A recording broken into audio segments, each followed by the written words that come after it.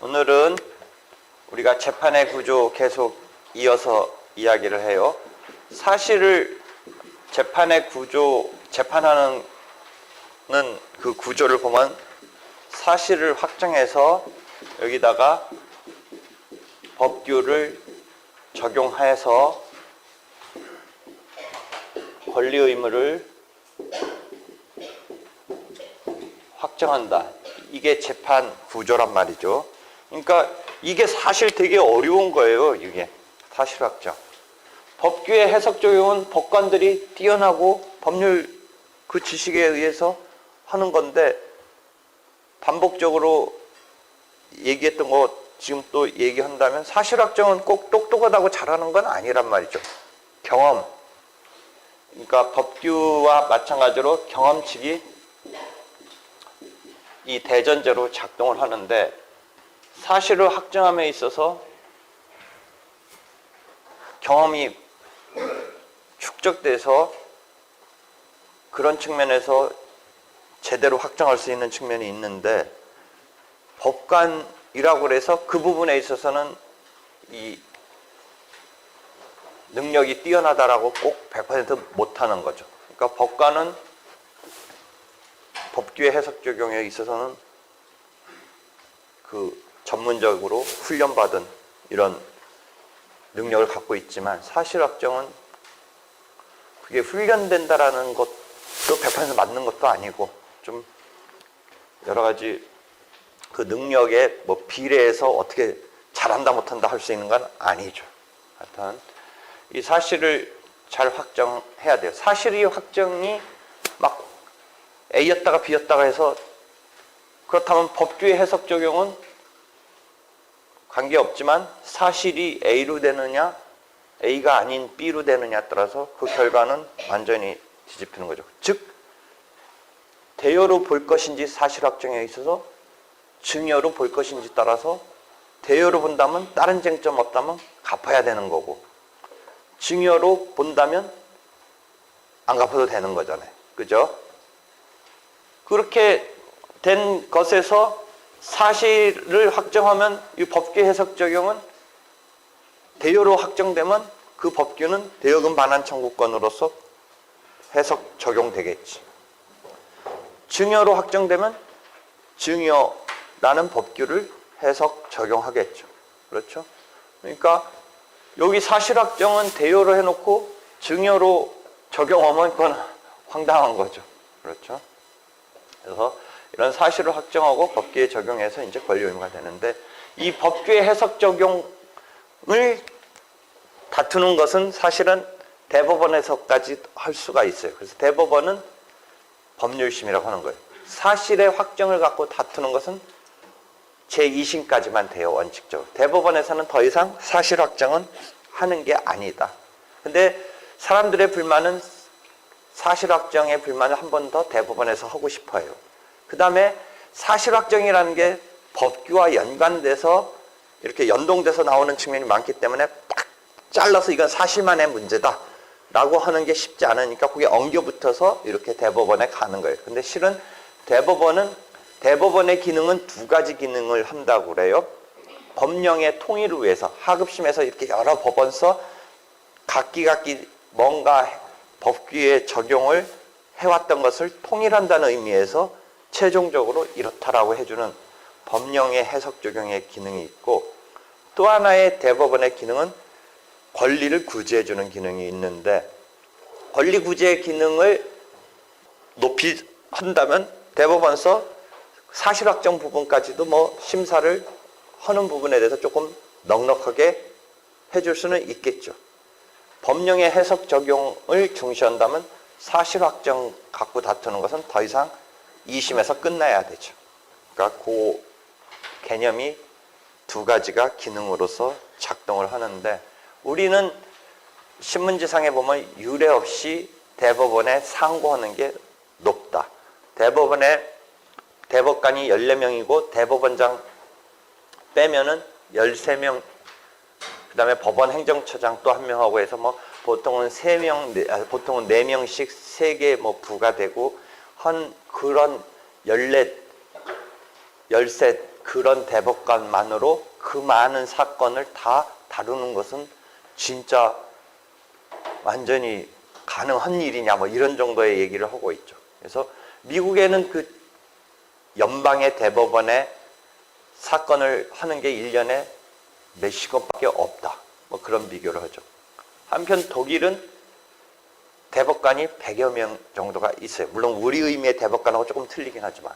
그러니까 우리는 대법원 그 대법관 수는 미국식을 받아들였는데 그렇다고 미국식으로 그 법령의 아주 중요한 위헌 여부 뭐 이런 등등에 관련된 정도급의 사건만을 하는 게 아닌 웬만한 사건 다 사실상의 다툼도 뭔가 법령의 다툼처럼 연관이 돼서 다 대법원에 올라오는 수만 건의 사건을 대법원에서 해야 된다. 그래가지고 하루에 아주 간단한 사건 등까지 포함해서 법관이 1년에 3천여 건을 막 소화하는 뭐 그런 정도다. 그래서 우리는 무슨 식으로 조금 커버링을 하냐면 심리 불속행이라는 개념을 제도를 두고 있다라는 걸 민사소송법 수업 시간에 한 바가 있어요. 심리 불속행 제도. 대법원에 상고가 오는 것에 대해서 심리를 속행하지 않겠다라고 불속행으로 그냥 마무리해줘요. 물론 불속행 여부를 판단하기 위해서는 기록을 사실은 또 본단 말이죠. 어찌됐건. 정식의 재판으로 판결문으로 가지는 않지만 우리가 더 이거 심리할 뭐 그런 사건은 아니다라고 판단하기 위해서는 봐야겠죠. 올라온 거. 그래서 심리 불속행 이런 제도를 갖고는 있는데 한편 또 불만인 게 당사자 입장에서는 왜 내 사건 한번 판단 제대로 해 주어야지 여기서 문전에서 거절하냐라고 생각하는 거예요. 국민은 특히 진 쪽은 한판 뒤집고 싶은 거예요. 이긴 측은 그냥 굳어졌으면 좋겠는 거지만 진 쪽 입장에서는 어떻게든 한번 승부가 뒤집혔으면 좋겠죠. 다만 이제 2심, 3심으로 올라갈수록 인지 때는 그 수수료에 해당하는 것은 1심에 대해서 2심은 1.5배의 인지를 내는 거고 2심에서 대법원은 1심에 2배를 내는 거예요. 그러니까 그 자체도 부담이 뭐 된다면 될 수 있는 건데 그렇게 뭐 부담이라는 것을 또 무시한다면 다시 한번 승부를 뒤집고 싶은 것 때문에 대법원으로 우리가 상고해서 가는 그 율이랄까 비율이 상당히 높아요. 딴 어디보다, 딴 어떤 국가보다. 그래서 그런 것을 커트하기 위해서 지금 우리가 갖고 있는 건 심리 불속행 제도를 갖고 있어요. 그러면 이제 심리 불속행을 뚫고 다시 한번 심리를 제대로 받고 싶은 경우에는 이 불속행으로 걸려들지 않기 위해서 변호사를 대법관 출신을 쓰는 거예요. 뭐 이런 가십성의 얘기가 있어요.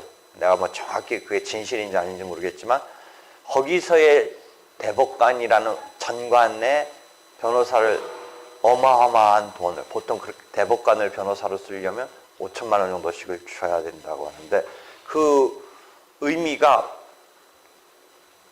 아닌 사건을 뭐 억지로 이기고 지구를 해줄 수는 없지만 거기서는 뭐는 조금 작동하냐면 심리 불속행으로 끝나지 않는 역할은 한다는 그게 가십성인데 진실은 모르는데 대법관이 사건의 변호사로 이름이 올라왔을 때 그 대법관 하다가 은퇴해서 변호사를 하는 분은 선임이었을 거 아니에요. 과거 몇 년 전에. 그런 사람이 변호사로 이렇게 상고장이 접수되면 직전까지 자기보다 상관이었던 분의 변호사로 이렇게 이름이 올려서 오면 차마 심리불속행으로는 물리치지 못한다. 이런 역할은 해준다는 거죠. 적어도. 그러니까 대법관 출신을 변호사로 선임을 해버리면 여기서 문전 커트는 안 당하고 그렇다고 뭐 안 되는 사건을 이기고 지고까지 뭐 그렇게 작동하지는 못하겠지만 또 우리 뒤집어서 보면 아유 어차피 안 되는 거 그냥 불속행으로 커트당하는 게 오히려 나을 수도 있지 괜히 기대하고 뭐 그거보다 그렇지만 하여튼 당사자 입장에서는 이 심리 불속행을 뚫고 가서 한번 좀 내 사건을 제대로 봐달라라고 하는 심리를 해서 다시 한번 재판을 받고 싶은 이 욕구가 있으니까 이 심리 불속행을 뚫는 이 역할로서도 대법관을 그 어마어마한 돈을 주고 선임한다. 뭐 그런 그쪽 세계의 이야기가 있어요. 그래서 전임 대법관 출신이 변호사로 선임됐을 때는 함부로 심리불속행으로까지는 냉정하게 못하고 뭐 그 정도는 그냥 일단은 한번 봐주는 것으로 사건을 뭐 이런 식으로 한다라고 그래요.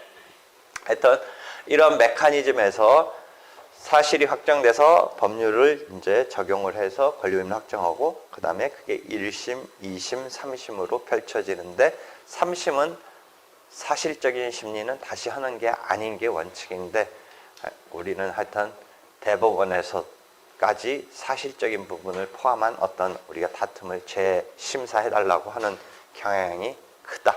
그래서 사건이 많다. 뭐 이런 이야기예요.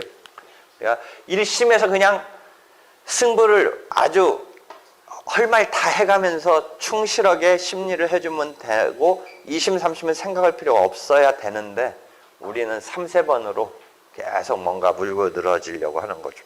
그렇죠? 3, 4번. 그런 거 생각하면 되는데 다만 이제 계속 택도 없이 물고 늘어지면 저번 때 뭐는 하나 있었어요? 사실심 변론 종결시 이후부터 이제 20%에 최종적으로 치게 되면 대여금 같은 그 손해배상 같은 금전적인 청구에서 20% 손해배상 붙는 거 뭐 그런 상황도 있을 수는 있는데 하여튼 대법원까지 가고 나서 거기에 대해서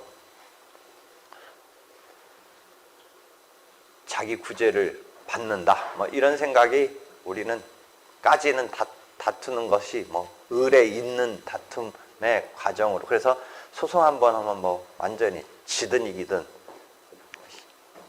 기둥뿌리 뽑히고 집안 망하는 꼴이 된다는 게 그런 거죠. 그래서 대법관들은 또 사건이 그렇게 폭주하는 속에서 물론 대법관들 그 배후에는 재판연구관이라고 아주 베테랑 판사들이 포진해 있기 때문에 뭐 그 사람들의 서포트를 받는데 하여튼 1인당 3,000건 정도인데 정확한 수치는 모르겠지만 하여튼 상당한 분량의 사건을 하고 있어요. 근데 또 1, 2년 전에는 이렇게 대법원에 인지 2배 붙여서 냈는데 심리불속행으로 허탈하게 끝나는 건데 인지는 왜 그럼 100% 다 받냐 또 그게 문제가 됐어요. 거꾸로. 어차피 이쪽 입장에서는 사실은 살펴보고 했는데 받는 입장에서는 왜 해주지도 않고서 왜 인지를 다 받냐 이게 문제돼서 지금 2년 전인가부터는 그 문제 제기가 돼서 반은 돌려줘요. 인지 반 환급해요. 인지 냈던 거. 그러니까 결국 본격적인 판단 안 들어갔으니까 돌려달라. 다 받으면 안 되는 거 아니냐. 뭐 그런 게 문제가 불거졌어요. 그러니까 2년 언제 전까지는 또 그렇게 받으면서 돈은 돈대로 다 냈던 거예요. 그러니까 문제가 돼서 지금은 반 돌려줘라. 2분의 1 환급하라. 이렇게 되어 있어요. 한 1, 2년 됐을 거예요. 2, 3년, 1, 2, 3년. 그런 상황입니다.